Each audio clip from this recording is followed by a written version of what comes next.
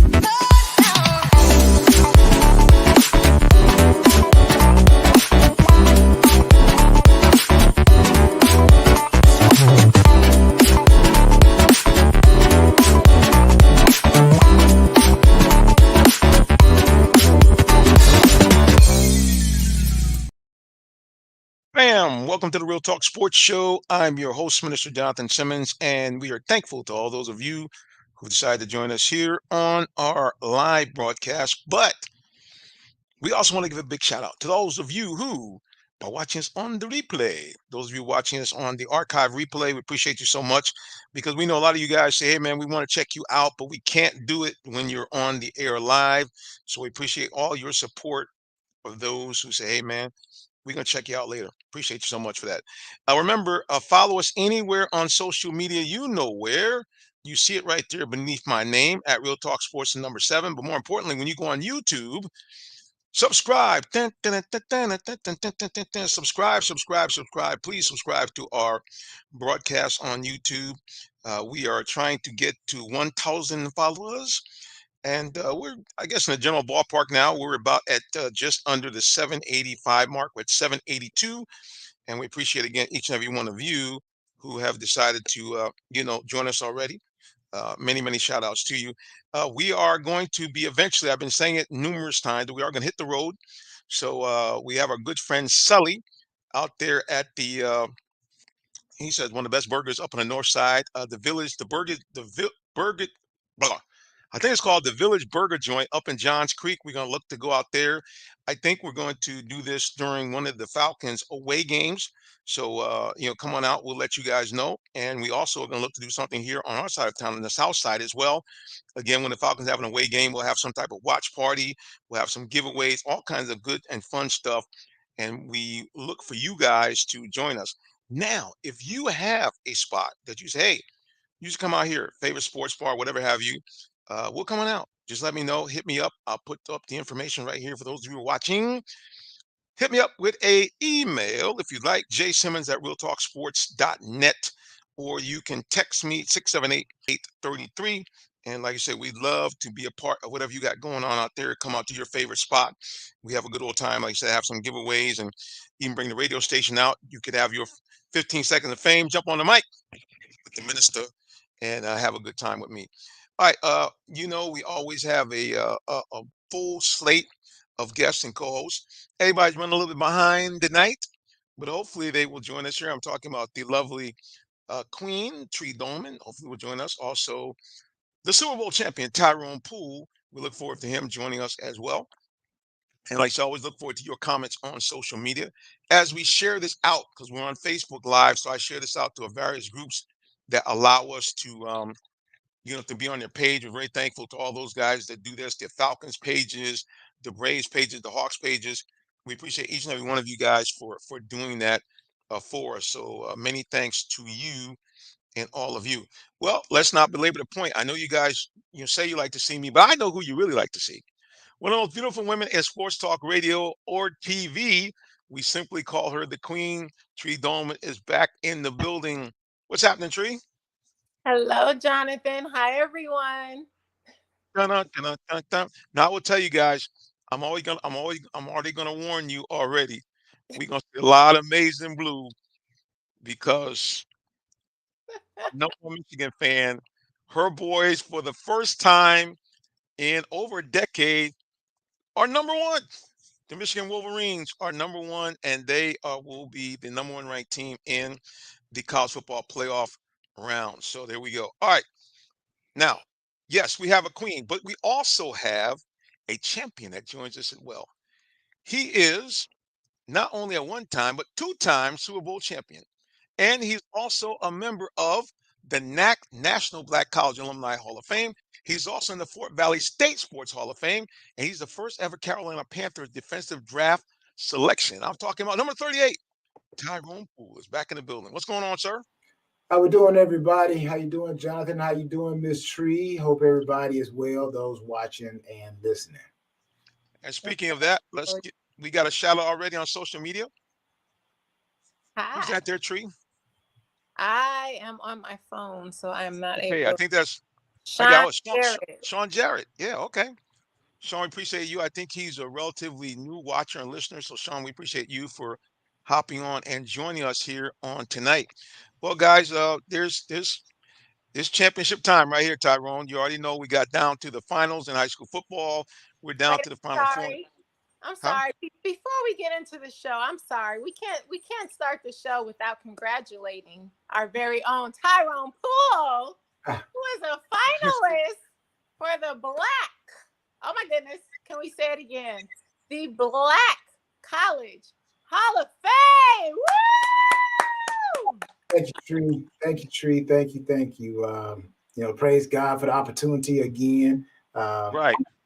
Came close last year, so hopefully I get over I jumped the broom this time and get yes, sir. to the HBC Hall of Fame. But thank you, Tree, for putting that out there, and did a lot of great things in college that you would think would be worthy, I guess I'll just go ahead and say it. I don't know how many guys are actually being elected or the finalists. I know it's like 25, I think, the finalists. But I wonder how many of those 25, they were two-sport All-Americans at HBCU. I was a two-sport All-American, football and track. So, put that feather in your hat. And then you go on and you do a lot of great things and become, a first-round draft pick. So, so hopefully, this will be my year. So I hope so. Yeah. It's overdue, Tyrone. I mean, I've talked to several of your peers, and they all have the same opinion you. They're kind of head scratching to what's taking so long. So we hopefully that this will be this is it. You go on, get yourself on in there, and we can then proudly say that again that you are in the Black College Football Hall of Fame. So we look forward to seeing you get elected, and hopefully we'll be there live and in person to be a part of that, man. So again, congrats for being nominated again, being a finalist again this year. And like I said, hopefully we can kind of put this to rest and put another little crown over there. Yes, sir. Yes, sir. Sir, praise God. Thank you again, Tree. Oh yeah. Hey man, you should hire as your PR person, bro, because she be on it. She supports everybody. She's just a great-hearted person. Those are the type of people that you want to be around. It's contagious. And, if you hang around Tree Dolman and you leave her presence with a sad face or a frown on your face, something wrong with you, Jack. Something wrong with you. If Tree can't make you smile, then you ain't got no smiling in you. Thank you both. even though the Wolverines, I know they sweating about them Alabama Crimson Tide. No, we're not. Listen, don't get me wrong. Alabama is a tough team. I'm not saying that it's going to be easy. We know it's not going to be a cakewalk, right? A walk in the park. I know it's going to be tough, but we're not shaking our boots. We actually where's Todd and where's Sullivan because we wanted Georgia. We want you. She want all that smoke. We want all the smoke. Isn't that what I said? But hey, we'll take Alabama. Actually, Alabama has a better record than Georgia does. Yeah. So, hey, Tree, did you see when they were doing the announcement? Yeah. And the players, when they said Alabama before, they said, hey, Hey, that says a lot right there, Tree. That says a lot. Well, Yep, the air went out the balloon, baby. Yes, sir. I think they were shocked, honestly. Well, I don't think that it was because they were looking like, oh, it's Alabama. I really think a lot of people were shocked that it wasn't Florida State because Florida State was undefeated. I really think that's what it was. Not so much like, oh, it's Alabama. But who knows? It could be that they were, I don't think so. Because Tyrone, you're an athlete. You know that you're not scared of anybody. In order to be the best, you have to play the best, right? You don't want to play a weak team to win a Super Bowl title, right? You want to play the best team that's outside of you, I'll say the second best team. and then that just goes to show your greatness, right? So we're not afraid of Alabama. We're ready. Like I said, we want all the smoke. We don't care who you put in front of us. We are going to be the national champions this year. Mark my word. Put Tree on the field, baby. She ready. Man, hold on. Man, I'm ready. Coming on the field. Tyrone, when the Queen's voice goes up that half octave, it's on and popping, bro. Yeah, because I noticed that when she gets excited, that voice goes way up. Yes, sir. Yes, sir. It goes way up in the stratosphere, letting you know my boys are ready. And listen, Harbaugh did say that before. He did say, look, man, we want all that smoke. Now, they're not going to get Georgia smoke, but they'll get that SEC smoke right out of the bat as Alabama gets ready to take them on. Should be an epic game. Both teams very well coached. Both teams have coaches that are not afraid of the big moment. I know that Michigan's kind of faltered last year, but you can't blame the coach. Anytime it's really, to me, it's amazing that they had a shot to win the game after your quarterback throws 2 pick sixes, not 1 but 2. So it should be a good one. All right, what do you guys think about the idea of a team that has went 29-1 and won back-to-back college football national championships not being in the mix? I'm talking about the Georgia Bulldogs. What do you guys think about Texas and Alabama instead of Georgia being in that Final Four? Good. Tree, you want to take first dibs? I will. So okay. It's the playoff ranking. It was so much going on. I do see how they put Alabama in there after they beat Georgia. I get that. But at first I was thinking, even if Alabama beat Georgia, I thought that Georgia would move from number 1 to number 4. But because of the way that Alabama has been playing and their schedule, I can see why they moved them up. And also because they are the SEC champions. I think that also makes a big difference when you look at, if you won, we know SEC, everybody says it's the strongest conference in football this year. And I would agree, that in the Big Ten. And so I can see how that can move them above Georgia. And Texas also, honestly, they just played some great football. So I can see how Texas and Alabama made it above Georgia. I would really have loved to see Georgia in the playoffs. As I said, Michigan, we wanted you. And it was difficult. But what really does hurt, in a sense, I won't say it hurt, it doesn't hurt, but what I can see a lot of the frustration with people with Florida State, because Florida State did everything that they possibly could have done and they still didn't make it. But at the same token, we do also have to look at the fact that the SEC is a much stronger conference.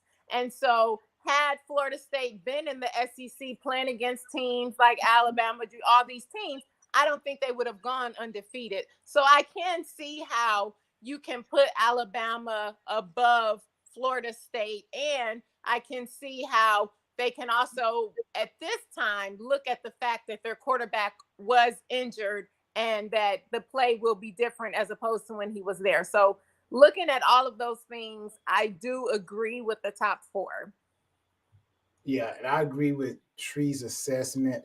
And I'll even just add a very quick stipend here, or add a little bit of quick words.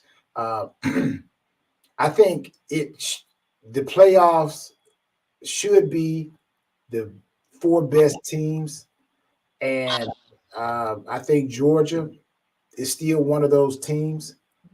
But under the circumstances, that's how the cookie crumbles, as they say. But I will say this about Georgia: Georgia will have an opportunity when Florida State and Georgia play.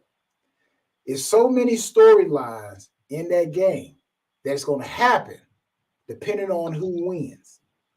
If Florida State gets blown out by Georgia, they still basically Florida State. This is going to be like a playoff because remember, if you go back during some point of the season and they had the playoff started, it would have been like Georgia would have played Florida State because Florida State was fourth and Georgia was number one. So really, this is in a sense a playoff game. So if Florida State gets blown out by Georgia, then the committee gonna say, "See, we made the right choice." Yeah. Everyone wants to see competition. Now, if it's a good game, then of course, it gonna be balanced. If Georgia wins, Georgia gonna say, "See, I told you we should have been in the playoffs. The four best teams were not in the playoffs." So, but the good thing about it, they go to 12 teams. So really, you're not gonna have any other fights other than this right here. 10 seconds. The next fight that we're gonna see, they go into 12. That's good. But what you're going to see, they're going to start weeding out certain teams, and you will not see certain teams crack that top 12. I believe that. Teams that, that are in weak conferences, even though they're the D1 football, they're not going to allow them into the top 12. So you still going to have an argument. Yeah. So what about you, Justin? Do you agree? For me, yes. I mean, the Alabama win basically put the committee and Georgia in a conundrum that they couldn't get out of. The problem is, okay, if you got to take the SEC champion, which technically is Alabama. All right, you can't say we're gonna take Georgia and leave Alabama home after they beat Georgia in the SEC title game. And then once that happened, and Texas said, hey, just in case they think it's something slim shady, they beat the brakes off of Oklahoma State. So you couldn't say, oh, well, we're going to take Alabama and Georgia, leave Texas home because because the narrative was going to be this. If Texas won that game very close against Oklahoma State, they would have said, see, Texas is really not that good. They beat Alabama early in the season before Alabama became Alabama. So we're going to take Alabama and Georgia. But Texas said, no, we're going to make sure you're going to look at us and say, hey, the eye test passed. Texas whomped Oklahoma State. And then now, how could the committee take Alabama, a one-loss team, over a one-loss team in Texas who beat them head to head? Couldn't do it. Yeah. So, and you're not, and obviously you're not going to knock out the Pac-12 champion Washington, who beat a top 10 team in Oregon not once but twice, and were undefeated. So they're in. And Michigan, obviously, no argument there. They had been in the top three the whole year and just knocked off Ohio State, and took care of Iowa in the championship game and undefeated. So Georgia's out. And Kirby tried. I give Kirby credit. He was like, man, if I don't know, I'm gonna go with what Sankey said. If you don't see, you can't see that's one of the best 4 teams. I was like, and he was gonna start crying. I felt bad for him. He knew. And basically, because what made Georgia fans feel bad is as good as Alabama played, it basically came down to 2 plays in that game, which it always does in great games. It was that mistake where you have a situation in your field goal range and they got a illegal procedure penalty, was moved the ball back 5 yards. Well, the kick hit the upright. So if they had been that 5 yards closer, most likely would hit that kick. And of course, the fumble in the red zone, which allowed Alabama to score to get a field goal. That's your 6 points right there, and that's your loss. So kudos to Alabama. They did what they had to do. Georgia was just in a situation that other teams have been in over the years where, you're on the outside looking in. But yeah, next year, that 12-game playoff, 12-team playoff, I still think it should only be 8. But the 12-team playoff is going to answer a lot of those questions. And a lot of teams that were on the outside this year, like, Oregon, like Georgia, like Florida State, Like if they continue to play like Ohio State, all those teams will be in next year. And it should be must-see TV because you guys all know it's all about the money at the end of the day. All about that green. Well, speaking of green, we always want to give a big shout out to our sponsors. So we'll be back with more of the Real Talk Sports Show. Don't go nowhere. We'll be back in just a moment. Are you in the market for a new vehicle? Well, check out Allen Vigil Ford Lincoln in Morrow, Georgia. We have one of the largest inventories in our area for both new and pre-owned vehicles, so we're sure to have something for everyone. Family owned and operated since 1982, customer satisfaction is our number one priority. Come see our full lineup of vehicles and find the one that best fits you. Give us a call today, 678-726-5739, or shop us 24/7 online at allenvigilford.net. Welcome to the Real Talk Sports Show. I'm Aria, the first AI presenter for Real Talk Sports. We want to get your feedback about my participation in the show, so please leave comments. So stay tuned, the Real Talk Sports Show is coming up.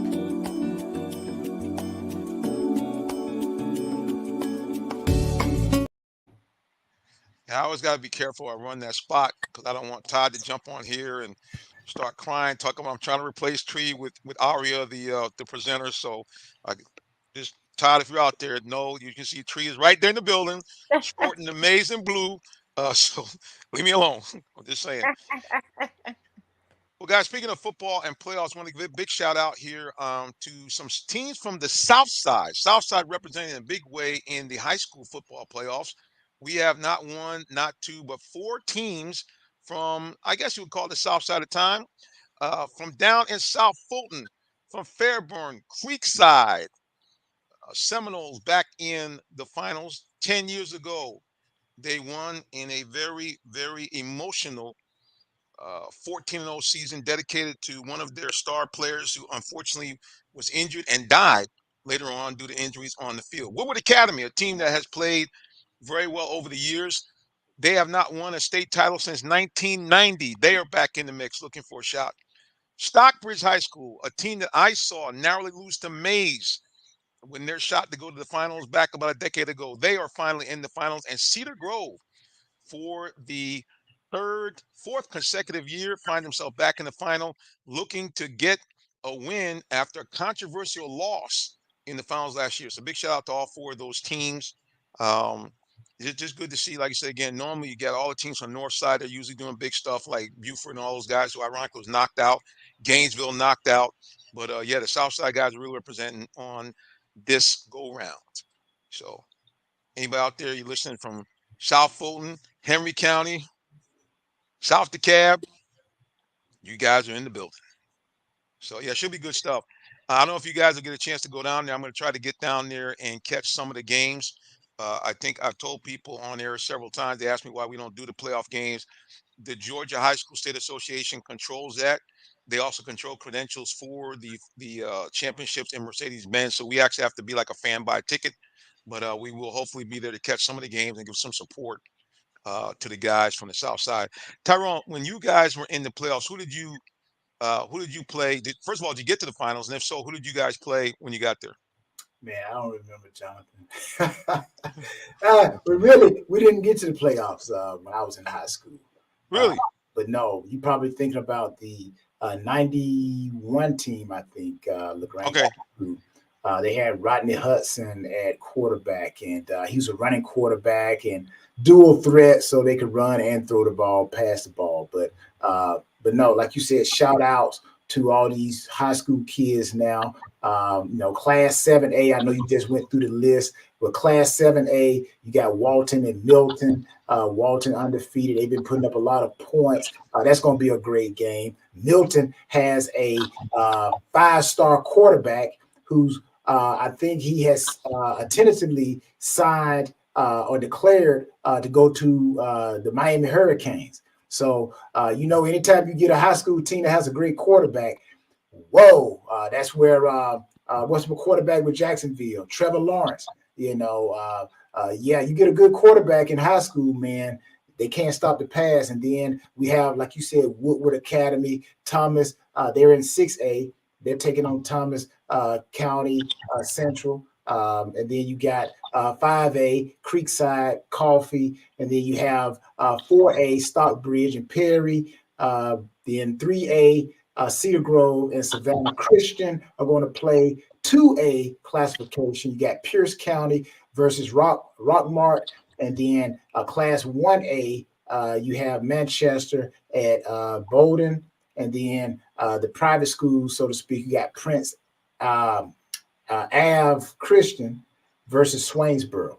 So it's going to be some good football. These kids going to be excited, and some of them are going to continue to go on and make their mark in college, and some of them may go on from college into the pros. So this is an exciting moment for these young high schoolers. Yeah, I mean, it's big stuff, and you guys have played in big venues. It's really got to be something for these guys in Georgia. They do also in Texas. They actually play in the stadiums where the pro teams play, and Mercedes-Benz being this world-class stadium. They do it in Texas. They play in Jerry World. So I mean, it's got to be unbelievable, man, to run out there on the field and you're like, hey, man, on Sundays I'm out here watching the Falcons or the Cowboys, whichever may apply. So yeah, definitely, that's epic. Yeah, it's just, yeah, I went. I guess almost a decade ago when Mays went and lost to Colquitt County in the finals, and it just was obviously it's not a full house, but it was still just having the bands come out, seeing the reaction of the players, seeing the reaction of the families because they're all sitting in the front row. It was just epic. And then of course Georgia Public Broadcasting, they do kind of like they do with the college football game, they come out. Yeah, so it's definitely big stuff. We definitely want to give a big shout out to those teams on the South Side because oftentimes those teams don't get a chance to make the finals. So they kind of caught everybody because no, Woodward's technically in South Fulton as well. So yeah, Fulton County, South Fulton represented with two teams, and Henry County and South DeKalb. So thumbs up, guys. Good stuff. Good stuff. All right. Speaking of South Side, real quick, I went for the first time this year and saw the G League team, the Skyhawks. Very interesting. Not too much of a crowd. In the middle of the week, you had less than 1,000 people there, but to their credit, got up by 17, got down by 12, ended up winning the game late. They are 7-3 overall. They're in third place in the Eastern Division of the G League.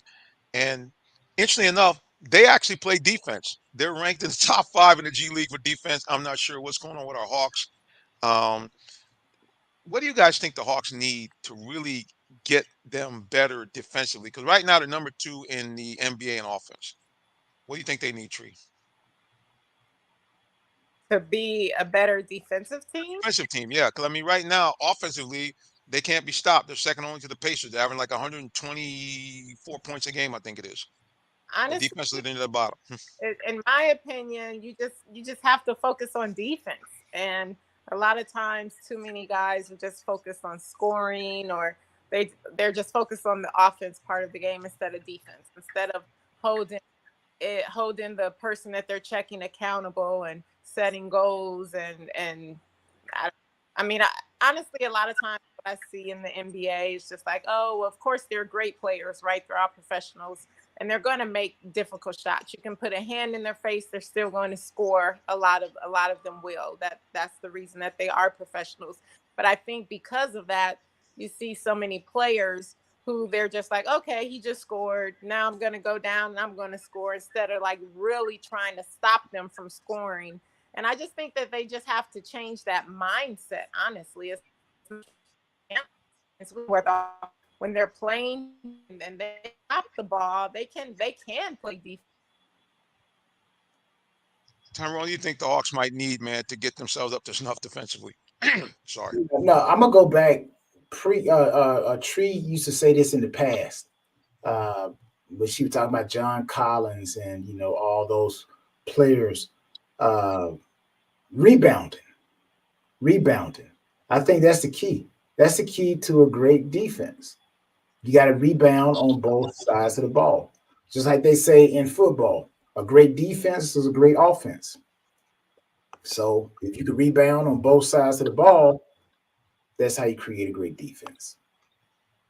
Yeah, I think they're going to have to, and I've said this a couple of times, I think they're going to have to find some little bit more beef down there to help them out. Because they just seem to have a lot of problems, as you mentioned, Tyrone, rebounding, especially giving up a lot of offensive rebounds. Ironically, on one stat, they've greatly improved them since DeJounte Murray has been there. The Hawks actually one of the best teams in steals. They actually are amongst the league leaders in steals. And believe it or not, Trae Young, along with DeJounte, are in the top 15 in the league in steals. But again, it gets down to you can't give up a lot of second chance opportunities, which is what happens to the Hawks. They end up having teams, shooting at close to 50%. That's because you hit it on the head, Tyrone. They just don't rebound the ball enough. So hopefully they can find a way to get a big man in here and be able to get some beef down low so that they can rebound and so they can defend in the paint. Because like I said, offensively, they're clicking. Like I said, number 2 overall in the NBA, 123 points a game. Everybody who was slamming Trey, I can't really say anything about Trey right now. The guy is rolling. He's, in the mid-20s in scoring, and he is the league leader, actually second in the league in assists with almost 11 a game. And his shooting percentage has come up dramatically over the last 5 to 10 games. So, I mean, yeah, that's just the missing ingredient because right now they're under 500 again after changing coach. I guess she was having a little problem with her iPhone. So yeah, man. Hopefully they can just get some beef down there, man, and really strengthen up that front line because it seems like everything else is in place. Well, again, rebound. You stop your opponent. Defensive rebounds. You don't give your opponents a second shot, a second attempt. So that kills their ability to score. Just like in football, if you stop your opponent on third down, you kill their opportunity to score points. But if you shoot yourself in the foot by getting penalties, just like in basketball, if you give them second attempts, second shots, then that's just like creating a penalty in football on third down. You just shot yourself in the foot. You're giving them a whole new, fresh set of downs. And in basketball, if you don't get the rebound, you're giving that offense an opportunity to get a cleaner shot because usually that rebound is going to be right there up under the goal, which now makes it a higher percent of a chance to put it back in to score. Or you're going to give them a whole new set on the play clock. So either way, rebounding is key, defensively and offensively. Yep, no doubt. And like I said, we look at overall in rebounding. Let's take a look here at the stats, team stats. Brooklyn Nets lead the league. Celtics, as you expect, one of the top teams in the league. They're number 2. Utah Jazz, New York Knicks, another team that has played very, very well this season, all in the top 5. Meanwhile, the Hawks find themselves mirrored at number 12 in rebounding overall. So yeah, they're going to have to find a way to pick up the pace, especially in giving up offensive rebounds, because like I said, that has just been killing them all so far this season. I think the queen is back. Let's see if we can pop her back in the screen here. And there she is. Dun-dun-dun, dun-dun-dun. She's back. We got you. There we go. There we go. Yeah, so we're just talking about the Hawks to being able to rebound better and that being the key for I them don't know to what's going on with my stuff. yeah, that's okay. I think it's your phone. I know it runs into my problem. The same thing when I get my phone. Sometimes it gets a little squonky. So hopefully we can get you back on. That's all right. Tyrone, look at that. If you're gonna freeze frame, that's what you want right there. Look at that beautiful smile.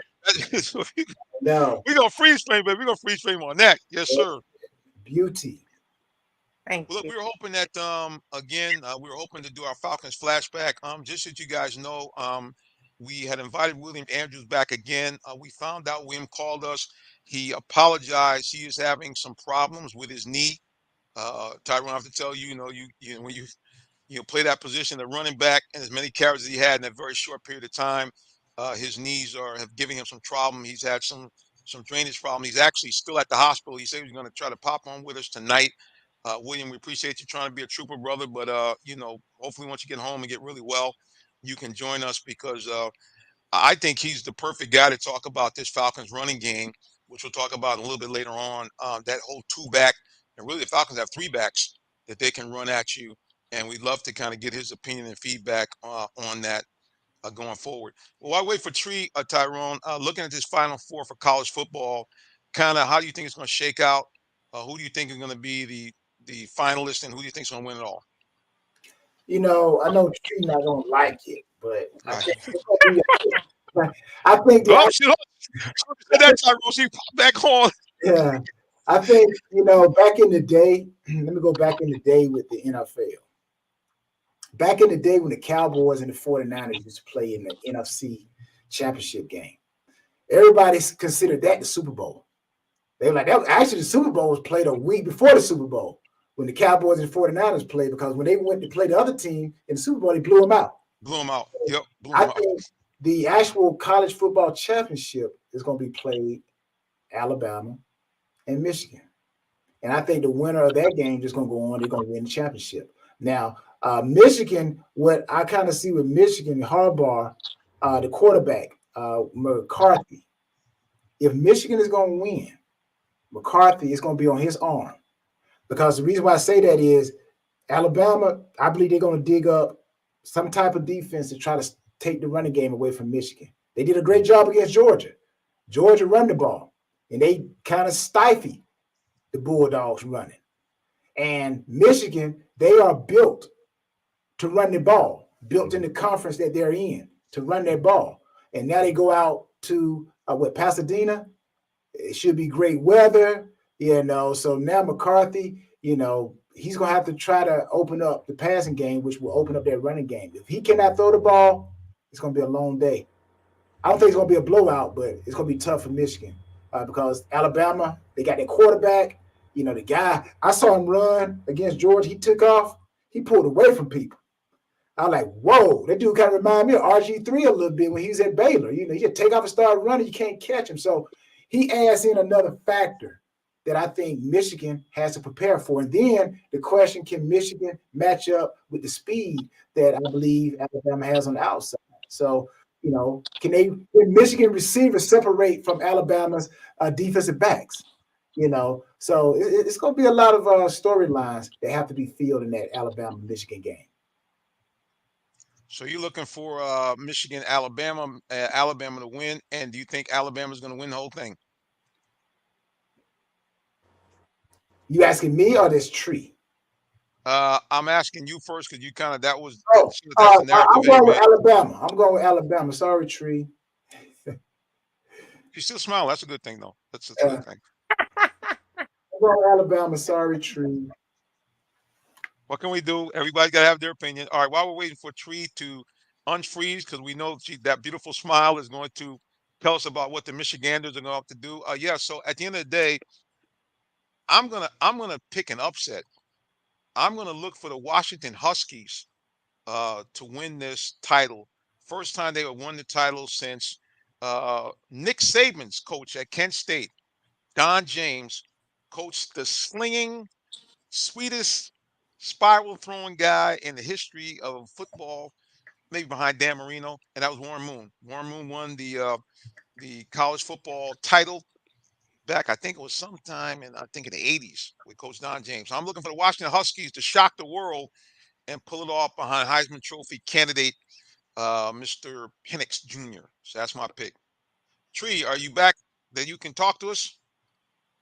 So can you hear? We can hear you. We have your lovely face and we can hear you. I'm gonna lower my because my phone. Right back. All right, she's gonna come back. Yeah, so speaking of young Mr. Penix, I'm gonna pop it up on the screen here. He is actually one of the Heisman finalists. And I'll pop that on the screen right here so you guys can take a look. Here are the finalists for the 2023 Heisman Trophy. Jaden Daniels out of LSU, Marvin Harrison out of Ohio State, Bo Nix from Oregon, and Michael Penix Jr. from the Washington Huskies. And I think that he is going to lead his Huskies to the national title, upsetting the Alabama Crimson Tide in the finals. Let's see if we can get Tree back up here. Let's pop her in. She's almost there. I hear you talking. All right. Is that better? Yes, we hear you. Oh, there she is. Dun, dun, dun, dun, dun, dun, dun. That's great. All right. So Tiger has picked Alabama. I have picked Washington. I heard you picked Washington. Yes. Right. So, of course, I'm picking my Michigan Wolverines. Like, hello. I honestly feel that Michigan is going to beat Alabama. And I feel that we're winning the national championship this year. And you guys know I've been saying this all season, so it's nothing new. It's nothing new. I've been talking about this for quite a while, but I just feel that Michigan, we're ready this year. Doesn't matter what comes at us. I think that we will be prepared, and we're just ready. Especially our seniors. We have a lot of seniors who came back, and they're focused. They have a goal in mind. And I think that they are going to do everything that they can and work very hard and play well. And our team just plays really great together, our offense and our defense. And we just find ways to overcome any obstacle that's put in front of us. And so I just really see Michigan going all the way and winning a national championship this year. Well, I will say to Michigan's credit, they have been up to the task in every big game. We look at the game against Ohio State, and they came out to play. Blake Corum was held on the yard, but he did have 2 touchdowns. He had some critical big time runs. J.J. McCarthy was about as efficient as you can get. Tyrone, 16 of 20 for 148 yards, and he kind of did the same thing as Iowa. So there's no doubt that Michigan is relying heavily on Blake Corum and also their defense. Marvin Harrison, who of course is a Heisman Trophy candidate, 5 receptions for 118 yards. But for a good part of that game, especially in key parts of that game, Michigan found a way to keep him in check. So, yeah, the Wolverines, I'm not mad at you. They have clearly one of the best teams that they've had in the last 3 years. And the other thing that they are playing with is a lot of confidence. And you guys both know that anytime you're trying to win anything, you got to really believe. And once you go to a situation where your head coach has missed multiple games and you're able to win against big time opponents, yeah, there's no doubt the Wolverines are playing with a lot of confidence. And just looking at Jim Harbaugh, he's got a different look on his face this year. So yeah, it's going to be interesting. But I'm still going to pick the Washington Huskies to win the whole thing. Tyrone, Alabama, and of course, Tree. We already know she got to sport the maize and blue, baby. There it is, right there. There you go. Bam. The maize and blue is working. Yeah, so like I said, it should be great stuff. And I think really to some degree, the guys in the committee couldn't have asked for anything better leading into this 12-game playoff because Tyrone, you talked about it. It's about controversy. It's about eyeballs. It's about now everybody's talking about who should have been in. How come Florida's not in? How come Georgia's not in? And everybody now is going to be looking forward to next season where you're going to have 12 teams in. So, yeah, it's a great way to end, um, you know, college football season. You know, It's exciting stuff. I'll say this real quick. Then we got to move on. But the one thing that I don't like about Washington is that they throw the ball way more than they run the ball, pretty much. And if you want to win any championship, not only do you get to have great players, but you also got to have a mixture of the pass and run. Mm-hmm. So it's going to be very interesting to see how they enter the playoffs as far as running the ball, because out of all the teams, the 4 teams that are in the playoffs, they are last out of the 4 as far as running the ball. So I haven't seen yet a team that can just truly throw the ball and win it. Because so many things can happen, tip passes, and the ball bounce off a wide receiver, and you got to be able to pound that ball. That's why I do like Michigan. That's why I said if McCarthy can throw the ball, they run that ball, Michigan going to be tough. But if he cannot throw it, then you basically now one-sided. And we're going to bring that extra guy down into the box, and we're going to challenge you to beat our corners. Yeah, you have to both. You have to pass, you have to run. They're very, very important. And if Washington can't run the ball, I definitely don't see them going far. Like I said, it should be a good one. And last but not least, before we go to a break to end our college football segment, we want to give a big shout out to 2 first-timers. Celebration Bowl, of course, for those of you who are not familiar, is the de facto Black College Football Hall of Fame for the HBCU's Division I schools.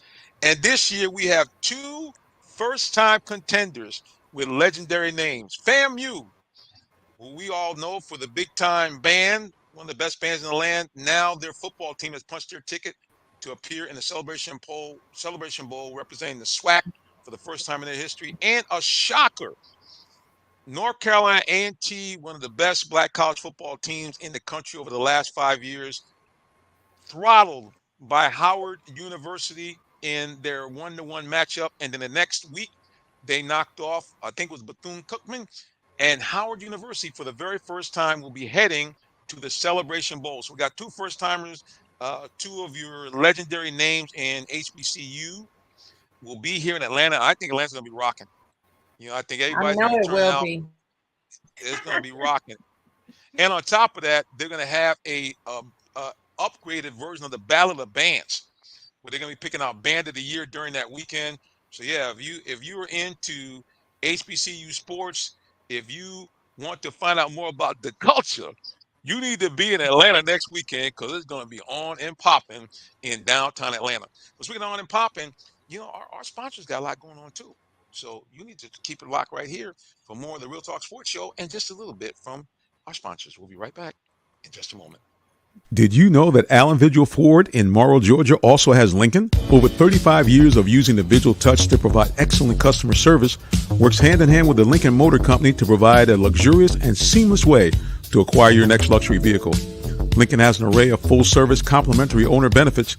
These benefits include hospitality partnerships, service pickup and delivery, all which can be accessed through the Lincoln Way app. You can even contact the 24/7 concierge to have someone assist you. Come and see our great inventory of new and pre-owned Lincolns today. Call 678-364-7345 to make an appointment with one of our brand champions or shop 24/7 online at allenvigillincoln.net.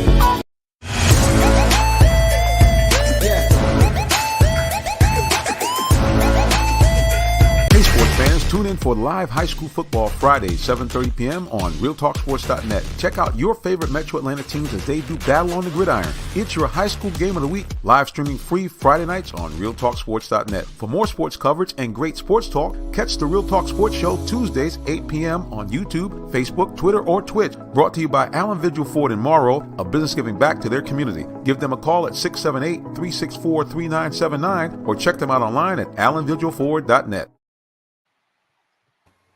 Guys, here with one of our final segments here on our show. Appreciate all those of you who are watching us here. Remember, for those of you who are on YouTube, All right, guys, we're on the field. Hit that magic bell so you'll get the notifications when we are on the air. Here it is right here. Remember, we're at Real Talk Sports 7 now on every platform, including YouTube. So please subscribe. We're inching our way towards 800 and inching our way towards the magic number of 1,000 subscribers. So please pass the word and subscribe and check us out. All right, time for the NFL. A big beatdown. Shocking to me. A team that Tyrone said was one of the best balanced teams in the NFL put the smack down and sent a signal, I believe, to the rest of the NFL that they're not playing. What do you think, guys, about that big win? 49ers just crushed the Eagles. I think it was 49-17, I think was the final, something like that. Yeah. Tyrone, go ahead. Oh, sorry, yeah, you go, Tyrone.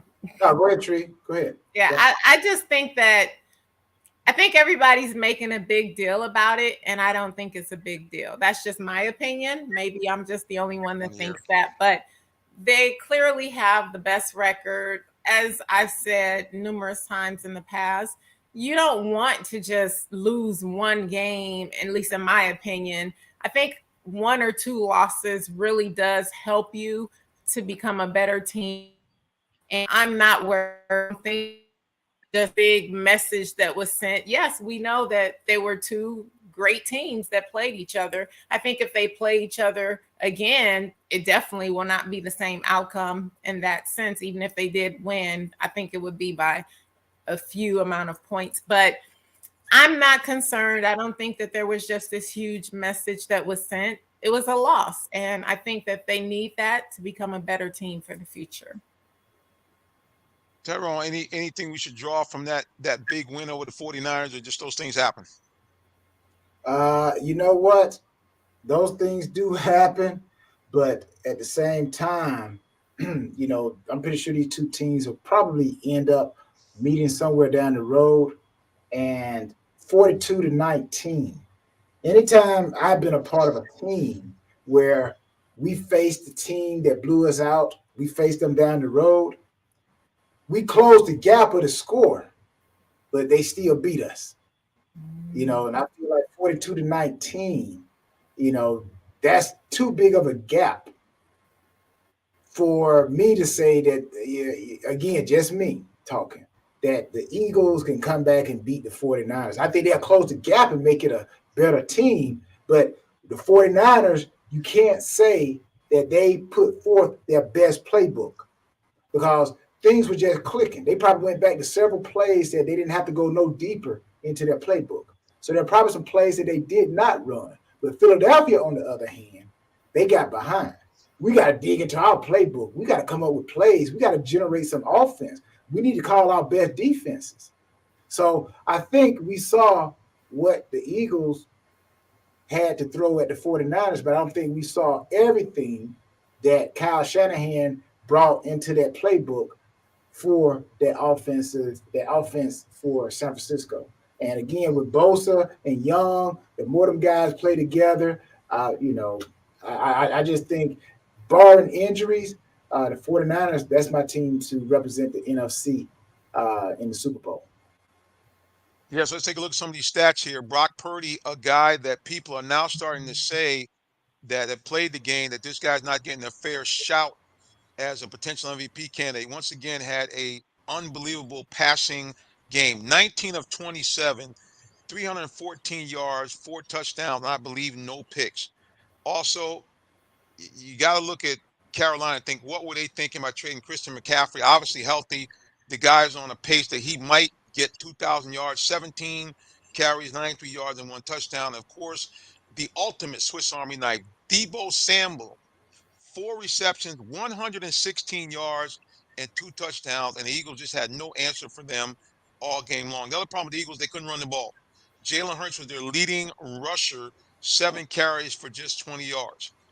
He had a pretty decent game in the air, 26 of 45, but only 1 touchdown, 296 yards. A.J. Brown led the receivers, 8 receptions with 114 yards for the Eagles. But, I mean, they just were outplayed in every phase of the game. 456 yards given up to only 333 for the Eagles.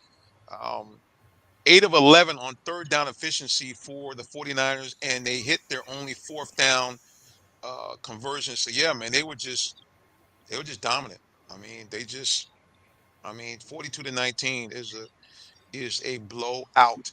And now I know Tree's happy because the Eagles' loss puts them only 1 game ahead of your Detroit Lions for the best record in the NFL. And speaking of Lions, what do you think, Tree, about their win over the New Orleans Saints? Well, of course, I'm excited about it. I mean, hello, one pride.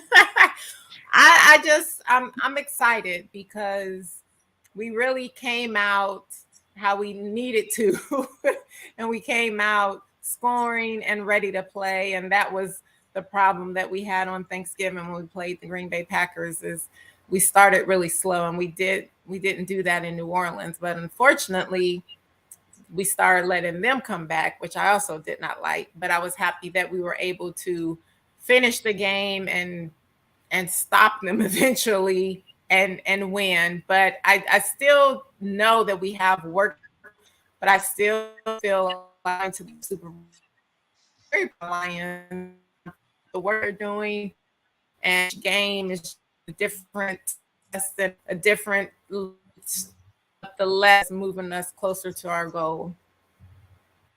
Yeah, no doubt. Played a good game overall. Let's look at the stats. Jared Goff, 16 of 25, 213 yards, 2 touchdowns, very efficient game. Jahmyr Gibbs, a guy that I actually saw right down here, actually started his college football career, ironically, with the Georgia Tech Yellow Jackets. But because their coaching staff was pretty inept, ended up transferring to Alabama and parlayed that into a first-round pick, number 12 overall by the Lions. He's been kind of the Lions version of Bijan Robinson. Guy can do it all. Great runner, great pass catcher. Speaking of pass catcher, it's the big man, the tight end, Sammy Laporta. Who knew? 9 receptions, 140 yards, and a touchdown. He destroyed the Falcons when the Falcons played them, and we just thought, hey, the Falcons can't stop tight ends. Well, Laporta seems to be the real deal.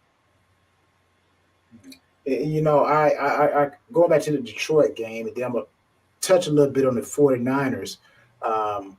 But like Tree said, the one thing that was inconsistent with Detroit, and you can't do this, I believe, if you're going to be a championship team. Great, they went out and scored 21 points. And again, Tree alluded on this. She said she was displeased with how they started on fire, and then they allowed the Saints, you got Jameis Winston, quarterback, and Derek Carr. So they got turmoil down there in New Orleans. Don't know if the head coach gonna be back, but to jump out on a team and then let them kind of like outscore you for the rest of the game, that you can't have that going into the playoffs when it's the best of the best. Now to touch on those 49ers, still yet their defense, they've only given up 189 points to this date. And I'm a firm believer you win championships with defense. Don't let them score and let your offense score. And their offense have put up 352 points, and their defense only allowed 189. That says a lot right there to me. Oh, yeah. Listen, there's no doubt. I mean, you look at the 49ers right now, they really almost have no weakness. They said a great running attack. They said Christian McCaffrey is on pace for 2,000 yards. Brock Purdy is, we can throw all these other names that we want right now, but right now, he technically is the best quarterback in the NFL. He is playing the very best through these first, I guess we're at 12 games of the season now. Better than Mahomes, better than, of course, Joe Burrows is out for the season, but he is the best quarterback in the NFL right now. And the defense, we have to talk about that with Bosa and those guys there. And Kyle Shanahan, as much as Atlanta fans feel some kind of way, right now, he's the best play caller in the NFL, hands down. Yeah. And then how about this? How about this? The Atlanta Falcon fans, right? The Cowboys report is coming out that if the Cowboys don't go deep into the playoffs, then Dan Quinn might end up being the head coach of the Dallas Cowboys. How about them apples? Look, I mean, at the end of the day, as much as we get on Dan Quinn because he did some crazy stuff, the realities were up until the collapse. I mean, he got him there. He got him back to the Super Bowl. Yes, it was a big assist by Kyle Shanahan. But then after Shanahan left, you think about what kind of coaching it took to get your team to get back to the playoffs and lose at the last second to the team that won the Super Bowl after losing the way they did in the Super Bowl before. It took a lot of coaching. Anytime a guy comes on and says, "Hey, gentlemen," we asked him what was his theme for this year, and he said, "I just told the players to embrace the suck." And we were like, "What'd he say?" But what he was trying to say is, "Hey, look, okay, we lost the Super Bowl. It's terrible. It's bad, but we have a season in front of us." And so, I mean, as much as we get on the guy, and as it turns out, as much as I didn't like the idea of him picking Steve Sarkisian, evidently that helped Sarkisian. And of course, Sarkisian went and spent some time with Nick Saban, but Sark has got Texas back in the mix. So I don't know. I wouldn't be surprised. A lot of people don't like Mike McCarthy. And so, yeah. And here's the other irony, Tyrone. If the season stopped right now, guess who the Falcons would host in the first round of playoffs? Cowboys. The Dallas Cowboys. And they'd have to come to Atlanta because, the division winners are the host team. And see, that's where, we talk about the college football playoff. This is where, again, Tyrone don't like that. I think if you don't have a better record than somebody, you shouldn't hold no home game. That's just me. I understand the way they got it broken up. If you win your division, you get a home game. But whoever has the best had a home game. Yeah, I know, Tyrone. I remember last year you were like, "Nah, man, they should get that." Yeah, that's definitely not Tyrone's happy places. This idea of you're not having a better record. But I will say this much about this Atlanta team. And people are getting on me about making goofy comparisons. But if the Falcons can finally get Arthur Smith to continue to improve his play calling to fit the skill sets of Desmond Ridder, i.e., at least 5 or 6, maybe 7 RPOs where he runs the ball, having him move the pocket so he can throw on the run, because apparently it appears like he's a little bit better thrower of the football on the run than he is when he's in the pocket. If you remember a decade ago, there was a team, now I'm not complaining, that played in a terrible division out west. And they had a stud running back, and they hosted against a heavily favored team called the New Orleans Saints. And of course, that running back made a run for the ages, bouncing off of people, knocking people over. as the 7-9 Seahawks upset the New Orleans Saints. Well, that triggered that team to a run of over the next 5 years. They went to playoffs every year, won the Super Bowl twice, and won it once. I know Desmond Ridder is not what they had in Seattle with Russell Wilson. I get it.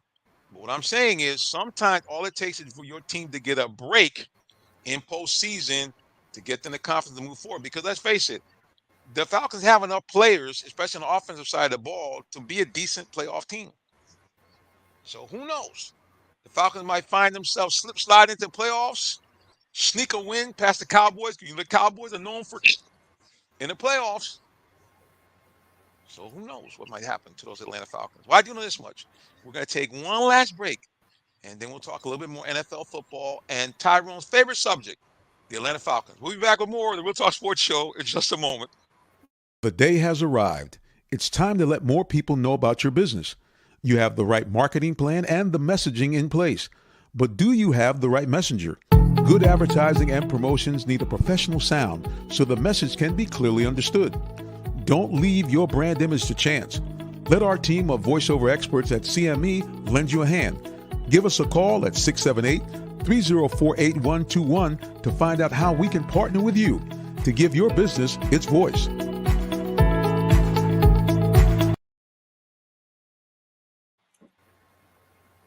All right, guys, we're back here. Our final segment of the Real Talk Sports Show. And, of course, we're wrapping up with the NFL and, of course, our Atlanta Falcons. Let's take a look around the standings right now for the look at the best teams in the NFL. First, we'll start across in the other conference, the AFC, to take a look who is on the top of the charts on the AFC. And in the AFC East, one of the most explosive offenses in the league, the Miami Dolphins at 9-3, leading the roost there. Shockingly, the Buffalo Bills, a team that everybody thought was going to be in the playoffs, going deep in the playoffs, 6-6. Kansas City Chiefs 8-4, holding it down in the AFC West, and the surprising AFC North. Ravens 9-3, Steelers and Browns right behind them at 7-5. And the AFC South, boasting a guy who's going to be no doubt about AFC offensive rookie of the year. I'm talking about the young man who plays for the Texans, Mr. C.J. Stroud. They're 7-5, along with the Colts behind the Jaguars at 8-4. So we got the Jags 8-4, Ravens 9-3, Chiefs 8-4, and the Dolphins, top 4 teams in the AFC. Let's look into the NFC.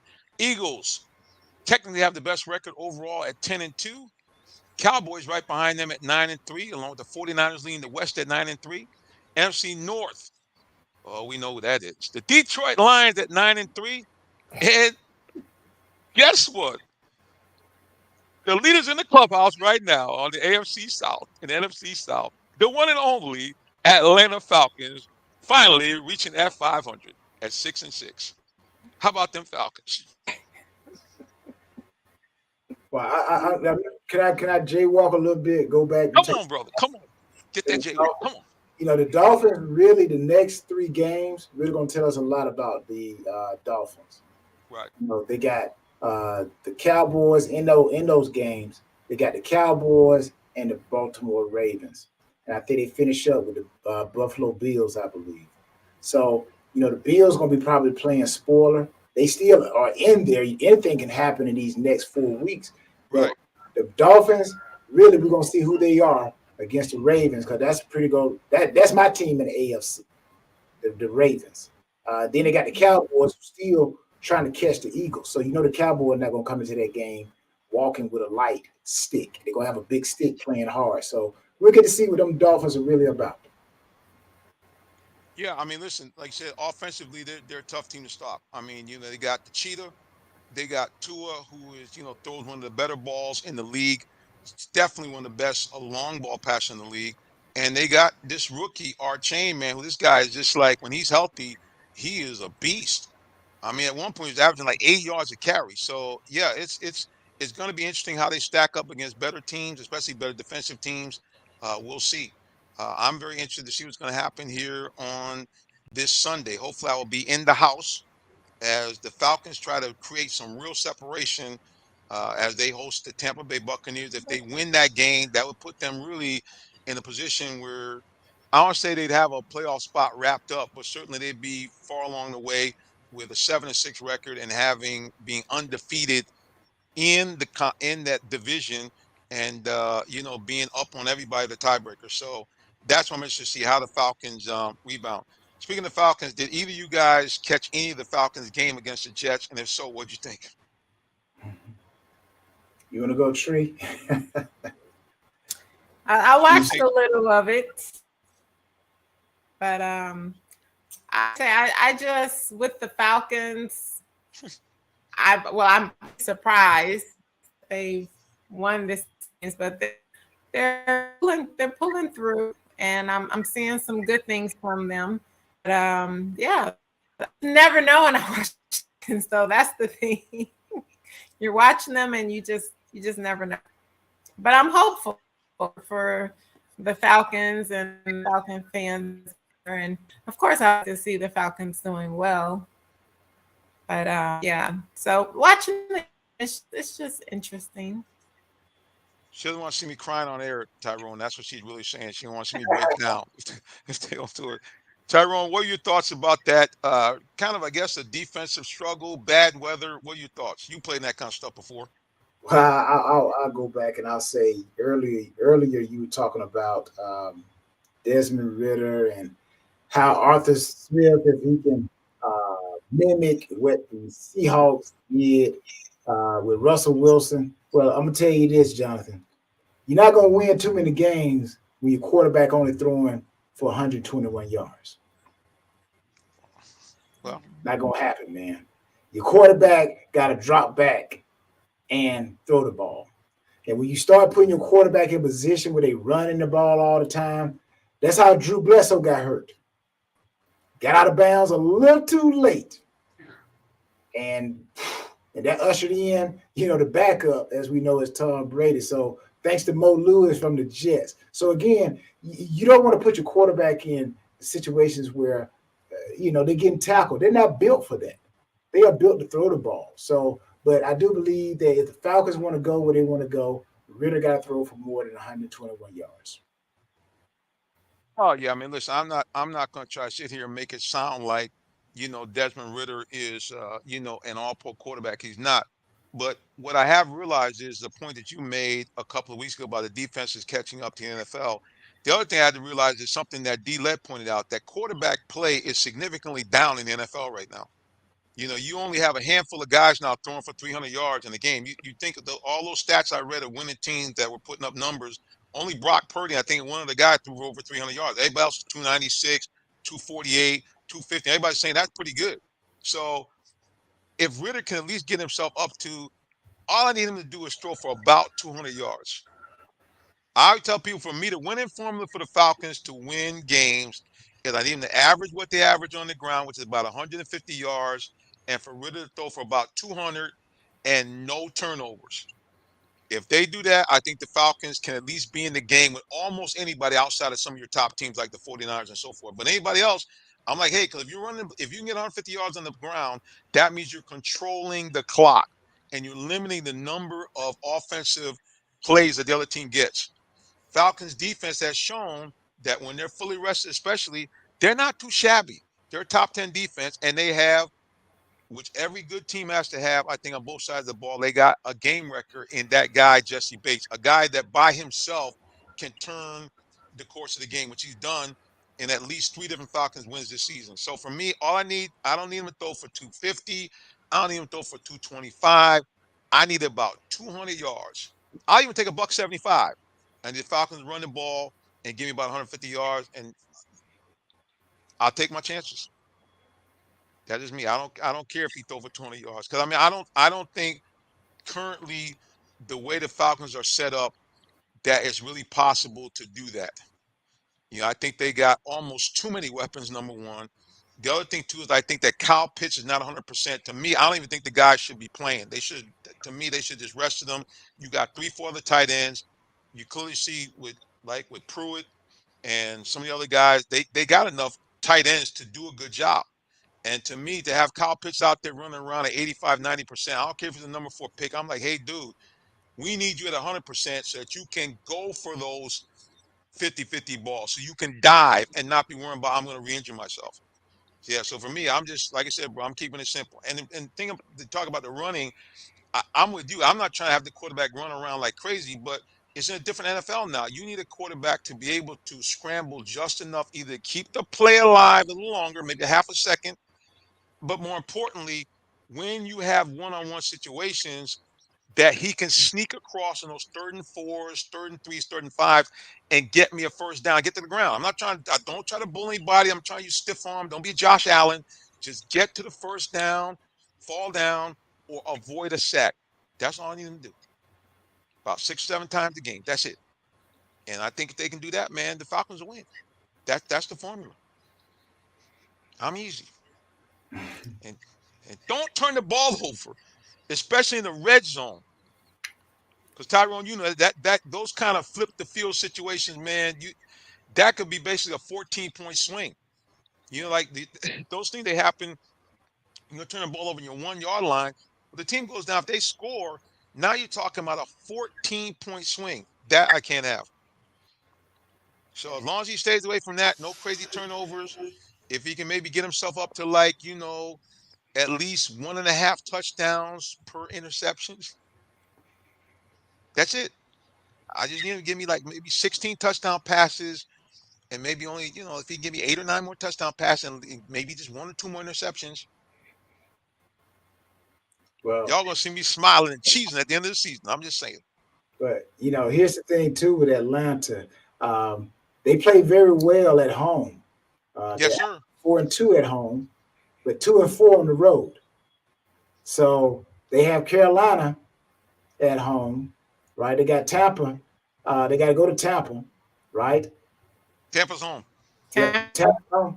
Okay, Yes, they Tampa. play this week. Carolina's on the road, so Yep. Tampa, that should be a win for them if they hold up true to where they play good at home. And then they go to Carolina, and then they got the Colts coming in town, and then they had the Chicago Bears. They go there, and then they go to New Orleans. So you got 3 home away games, and you have 2 home games. So they got to play better on the road if they want to go to the playoffs. Yeah, I mean, fortunately, one of the games they did win on the road was against Tampa Bay, a division opponent. So that was huge. Um, and they're going to have to go down and beat New Orleans. You hope that game doesn't mean getting into the playoffs or not. The way the Falcons have been up and down, that could be the case. That's why I need them to win the game against Tampa Bay this week to put them in a position where they'd have to basically collapse in order not to win the division title. Because that would put them up, like I said, 2 games on everybody in the division, and then they'd be 4-0 in the division. So they'd have all the tiebreakers. So that's like I said, bro. I just need him. I don't want anything exotic. I don't need him to throw for 300 yards. I just need him to not turn the ball over, get me up around 60% completion rate, maybe 62 or 3. And then when you got a shot to get a first down, just run those 3 or 4 yards and then fall down. I don't need you to try to hurdle anybody. I don't need you to do that kind of trying to hold the ball over the goal line. I don't need that. I just need you to make plays and don't turn the ball over. If Well, they can do that, we're good. well, I do believe that the Falcons are going to be 8-6. They're going to beat Tampa Bay and Carolina. Carolina, they try to get that first overall pick. So I don't think they're going to have too much of a fight for the Panthers, but they're going to put up a good fight. But Carolina, they try to get that first overall pick. So I do see within the next 2 weeks, the Falcons should be 8-6. Right. And that put them in a position where it's going to be very tough, even though it's going to be a home game. The Colts are going to be very tough to play because Jonathan Taylor now is, he kind of held out. So now he's got his rhythm. Colts are playing very well with Gardner Minshew at the quarterback, and they're 7-5 in the AFC South. So they're going to come in here and they're going to give the Falcons what the Falcons try to give everybody else, running the ball, and unfortunately, the Falcons make everybody's backup quarterback look like a star. So Gardner Minshew has played pretty well against good teams. So that game, it's going to be tough for them to win even at home. So I need them to win the game today. I need them to win the game in Carolina and be in a position where even if they lose the same game, it doesn't matter because they would have clinched the title for the NFC South. So If they can do that, get me 9-8 at least, I'd be okay. I know I said 10-7, but I could live with 9-8. Live with 9-8. I live. I can live with 9-8 and postseason play, bro. That's all I need. And what about those Saints? You know, that last game of the season in New Orleans, because you got the Saints. They have Carolina, so you know they probably should beat Carolina. Then they got the Giants, and then they play the Rams and Tampa Bay, and then the last game of the season is against the Atlanta Falcons. So that's probably going to be the game that determines who wins, maybe the NFC South. And that's why you don't want to come down to that. You want to have the division all sold up going to that game because Saints and Falcons, big rivalry game. You never know what's going to happen. And the Falcons already have won one time already. And you know, Tyrone, I don't care what the records are. It's always tough to beat a division opponent and sweep them. I don't care who they are. So I need the Falcons to take care of their business and go into that game with it being a no-brainer. They can even rest some guys. I don't want them to have to be, well, they got to win this game. Or they're going to the NFC South. I don't trust them for that. I'm just saying. That's what I need. I want to ask you guys an opinion as we wrap up here about the Falcons' running attack.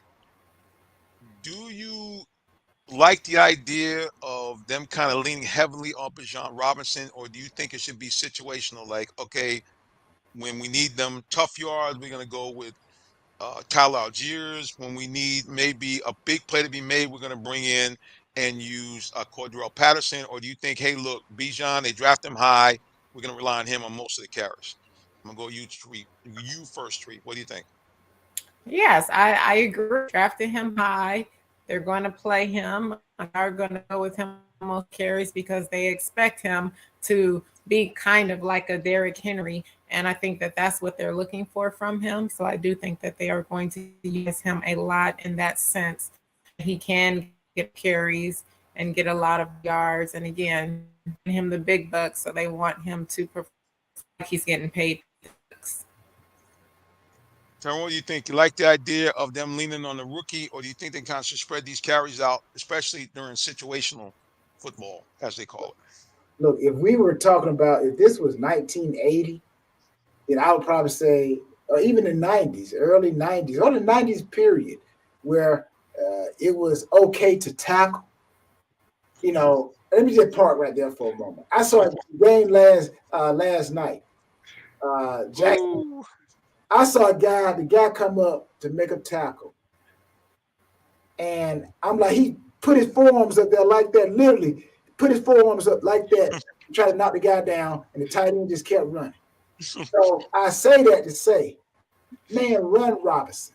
Because we're playing in an era of football, man, where there's no true tackling. Everybody's grabbing on and trying to hold on and using their body weight to pull the guy down. That's basically how guys are getting injured these days as running back. Guys pulling them down, horse collar tackles or whatever. But we playing in a league where really there's no more worrying about that Steve Atwater and the Nigerian Nightmare type of collisions. Those days are gone. So no, run Robinson, run Robinson, run Robinson. Tyrone, you know what you sound like? You sound like that famous clip from Coach Vince Lombardi. What are you guys doing out there? Grab, grab, grab. No tackling. Just grab, grab. But hey, and also Vince Lombardi, what the Falcon need to do, put a seal here and a seal there and run Robinson up the alley. Yes, sir. Well, now for me, I'm a little different. I think that you should play to the guy's strength. And I think you got 3 running backs and they all have unique skill sets. And I think that based on whatever's happening, don't get me wrong, I'm not trying to say Bijan shouldn't get the lion's share of the carries, but I liked it when they got into a flow. Like if you remember the game they closed out, Lord have mercy, wasn't it the game before the Jet game? They had the ball about 5-6 minutes to go. They said, we're going with the hammer. And Bijan, they got him a little worn down. chase him around, trying to catch him almost like a little water bug. All of a sudden, they bring out Algiers. And Algiers said, "Look, man, you about to get a helmet, knee, elbows," and they just ran the ball like I think 9 straight times. And Algiers picked up almost all of his yardage in that drive. Same thing in that game. They start off with Cordell Patterson. It kind of, to me, it's like body blows. So I'm like, use all 3 of the guys and just use them strategically. And again, I think Bijan should get the lion's share of the touches. That's what I'm looking for.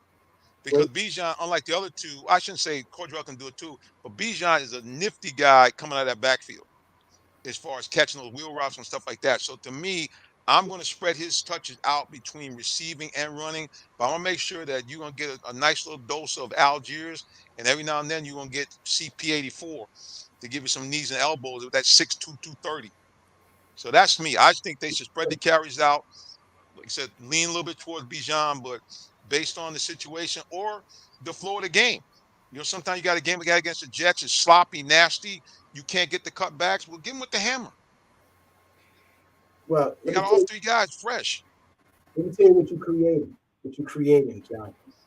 Now, at some point, Robinson, he's supposed to be your go-to guy, right? He's supposed to be your number 1. Right. At some point, his contract is going to come up. Now, how do you pay him? Because we haven't made him the workhorse, we don't know what he can do. So now everybody, they need to keep him. But we haven't given him, he hasn't shown us enough that he is deserving to be the top paid running back. And you know that's going to happen. So you got to see what he got. Unfortunately, it is what it is. But if he's the main guy, man, you got to saddle him up like them LA Rams did Eric Dickerson back in the 80s and ride that pony, Jack. Call that power, whatever. Power to the right, trap power, and let's run it. But again, that's what's going to happen. That's what you're setting up. So you got to say, Algiers, are we going to pay him? Is he the reason? Or is it Robinson? Because Robinson's going to come. He goes, I want to get paid like the number 1 running back in the league. Well, look, now here's the crazy thing. This is what I mean by why you can do this, because the Falcons run the ball so well. You got a situation where right now, even with him basically missing a whole game with migraine headaches, and with him sharing carries with Cordell and Algiers, he's still number 7 in the league in rushing. He's got 756 yards on the ground. So, Tree, the guys. What would you do, Tree? Would you run him, rest him? Did you answer that, Tree? Would I run him or rest him? I would run. Yep, I think that's what Tree said. So I'm with Tree. I'm starting with the Queen. Did you hear me? Can you guys hear me? Yeah, we heard you. Yes. Yep. Oh, yeah. Yeah, I'm starting with Queen. Run him. Hey, and once that radiator start getting hot, hey, just open up the hood, pour some water in it, shoot some Gatorade in the mouth, take a timeout, get it back in the game. We know Tyrone old school. Give him the ball. He's a bell cow back. We pay him for. We drafted number 8. Give him the ball. That's it. We ain't worried about that. He don't get tired. They ain't hitting you hard no way. So hey, you heard what Emmitt Smith said about who's the guy there? Pollard. Emmitt Smith said he's supposed to be Pollard's supposed you trade away Zeke, and Pollard's supposed to be the guy, but you're not giving him the ball enough.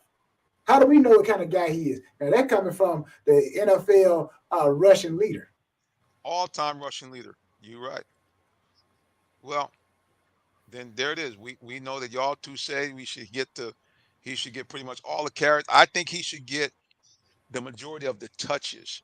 But I still think that you want to give him that hammer with little Algiers every now and then. You want to give him them elbows and knees that you get from Cordell. That's just me. So we'll see what happens. Bottom line is they have to run the ball. Okay, how they do it, they have to get at least 150 yards on the ground. If the Falcons do that, that is their formula for winning. It puts them in a position where they don't have to rely on their quarterback. I think at some point in time, Desmond Ridder will hopefully avoid the turnovers and become a decent quarterback. But right now, I ain't trusting that. You got a shot to get the playoffs. I'm running that ball. Speaking of running that ball, we got to run off the air. It's almost that time, guys. We appreciate everybody who's tuned in and watched the broadcast. Remember, follow us anywhere on social media at Real Talk Sports, the number 7. And When you're on YouTube, subscribe, hit the bell, and bang! You get the notifications whenever we come on the air. We appreciate you so much for doing that. And the other thing, too, we appreciate all of our guests and co hosts that are on the air, and we want to make sure that you know how to find out more about them and what they're doing. So, you know how we do it. Mr. Tyrone Poole, the floor is yours. Well, people can always find me at Tyrone Pool 38 on all social media. And also, I want to give a shout out to Atlanta West Dentistry, cosmetic dentistry in I believe they're in Powder Springs. But get a great dentistry. Anybody looking for a dentistry? Atlanta West Cosmetics. Great dentists there. They really care about their patients. So Tyrone Poole, all social media, Tyrone Poole 38. Thank you guys. Thank you, Tree. Thank you, Jonathan. Thank you, everybody. God bless Tyrone. All right. See, now we know he's got them pearly whites. We know where to go now. Just saying. Tree Dolman, the floor is yours. Hello, everyone. You can find me on social media, Purple Team, as well as America International 2022. And the Queen has spoken. All right, guys. We appreciate you again for watching us. You can follow me on social media. I really follow the show first, okay? You can follow me anytime. First of all, follow the show. There we are right there, Real Talk Sports, the number 7. You can follow me personally at Minister J Sim. Love to interact with you any way that we can. Also, if you need to reach me or if you want to be a part of the show, hit us up here. J Simmons at realtalksports.net. We're always looking for good sports stories, especially when people are doing great things off the field. You can email me again, jsimmons at realtalksports.net. That's JSIMMONS at realtalksports.net, or simply text me or call me 678-410-9833. We'd love to interact with you. Well, before I go, the most important thing, guys, I'm a real live minister, so I can't leave without telling you, if you don't have a relationship with the Lord Jesus Christ, I'm telling you, you've got to do that today. Nobody loves you like Jesus. He's the one that came here, fully God, fully man, and died for your sins. But the important thing is he rose from the dead. So if you repent of your sins and believe that, two great things happen. Number one, you become a citizen of the kingdom of heaven. And number two, you become an adopted child of God with all the rights therein. That now means you can go to God like a heavenly parent, asking for anything you need or desire, and according to his will, he'll give it to you. And when you die, you go to that spectacular, beautiful, lovely place called heaven. No pain, no pandemic. You never grow old. You never die. You never cry. You get now can see God, Jesus Christ, and all the people of love face to face. I mean, the streets are paved with a gold that's so pure it's translucent. And you avoid that nasty place called hell, where everything I just mentioned in heaven is not in hell. It's dark, it's dreary. Think of some of the most evil people ever in history. They're going to be there, along with Satan himself. Dark, dreary, fiery, painful, but most of all, you cut off from God and all the people of love forever and a day. I don't know about you, but I like option number 1 instead of option number 2. All right, guys, until the next time we get back together again, you know how we do it. We simply tell you, God bless you and have a wonderful rest of your day or evening, whichever may apply. So long. Bye.